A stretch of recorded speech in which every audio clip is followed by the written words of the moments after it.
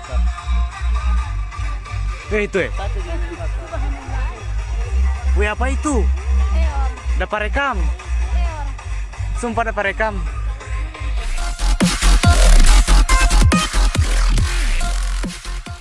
Puncak hujan meteor gamma normid bakal terjadi mulai malam ini di langit Indonesia.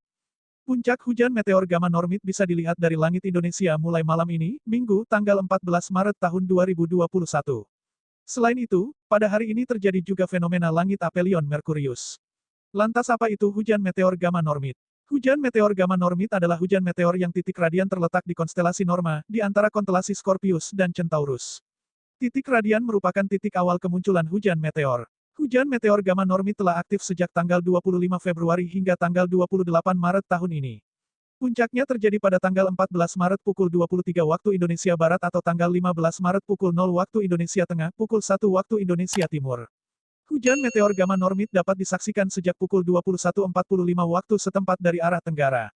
Kemudian berkulminasi pada pukul 4 keesokan harinya, Senin, tanggal 15 Maret tahun 2021, dari arah selatan dan tidak dapat disaksikan ketika fajar bahari berakhir. Intensitas hujan meteor ini sekitar 4 meteor per jam.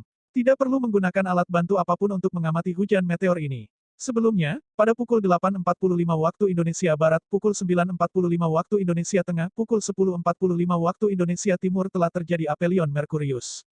Fenomena ini terjadi dengan jarak 69.863.000 km dari matahari.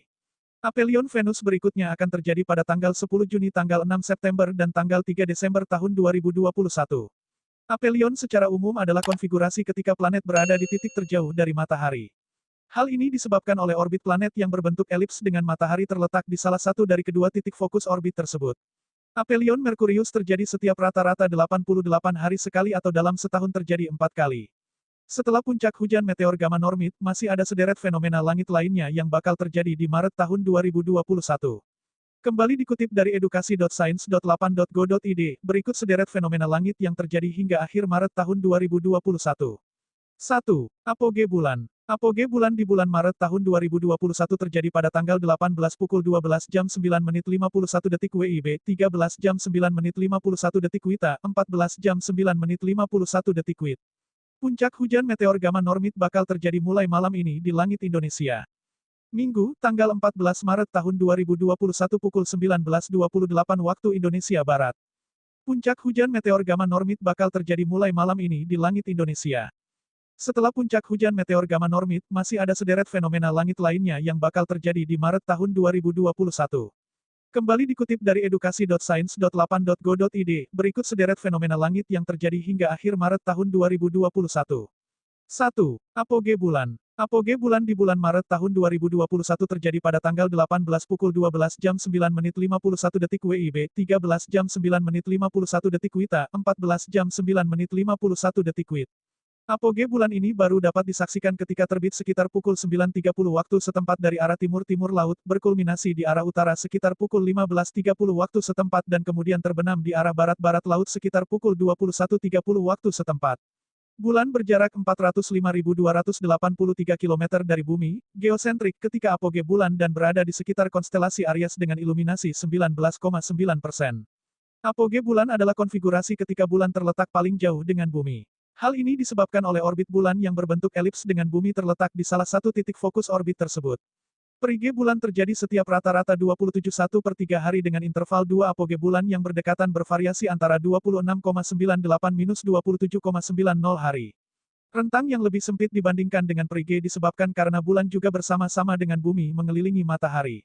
Sehingga ketika perige, akan mengalami perturbasi lebih besar dengan matahari dibandingkan ketika apoge. Dua fenomena langit bisa disaksikan malam ini, konjungsi Merkurius Spica dan Equinox September. Sehingga ketika perige, akan mengalami perturbasi lebih besar dengan matahari dibandingkan ketika apoge. 2. Triple konjungsi bulan Mars Aldebaran. Puncak konjungsi bulan Mars terjadi pada tanggal 20 Maret pukul 18.52 waktu Indonesia Barat dengan sudut pisah 1,94 derajat. Akan tetapi, bulan dan Mars baru dapat disaksikan pada tanggal 19 Maret sejak akhir senja bahari 42 menit setelah terbenam matahari, dari arah barat laut dengan ketinggian bulan sebesar 45 derajat dan sudut pisah 3,97 derajat. Dua fenomena langit bisa disaksikan malam ini, konjungsi Merkurius Spica dan Equinox September. Sehingga ketika perige, akan mengalami perturbasi lebih besar dengan matahari dibandingkan ketika apoge. 2. Triple konjungsi bulan Mars Aldebaran. Puncak konjungsi bulan Mars terjadi pada tanggal 20 Maret pukul 18.52 waktu Indonesia Barat dengan sudut pisah 1,94 derajat.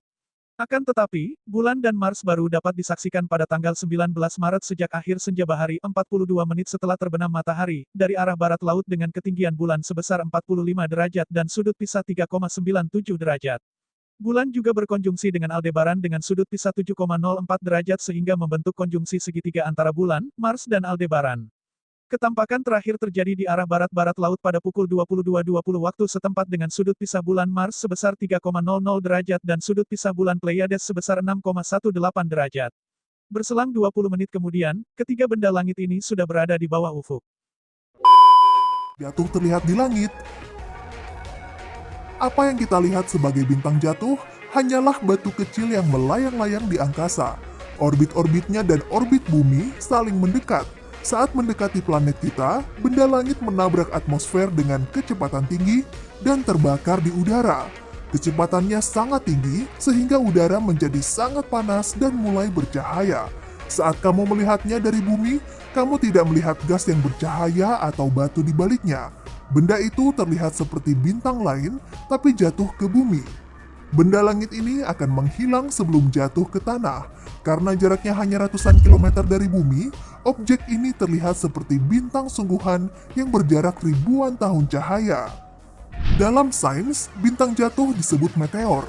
Jika bagian meteor ini sampai ke permukaan bumi, maka disebut meteorit. Meteor yang sangat terang disebut bola api.